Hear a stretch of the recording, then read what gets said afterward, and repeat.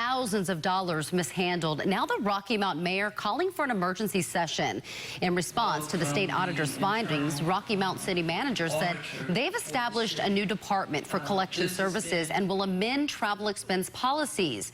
The auditor's report found $47,000 in unpaid utility bills by city councilor Andre Knight. During the meeting, Knight denied allegations he used his position for personal gain.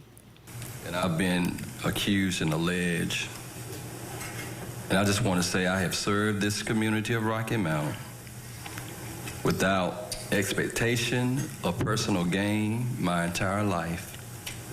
I have never sought nor received special treatment or privilege.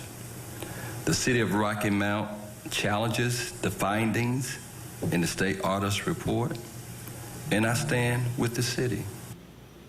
After the mayor's emergency meeting, Knight called his own meeting to discuss his concerns with the mayor's handling of that audit report.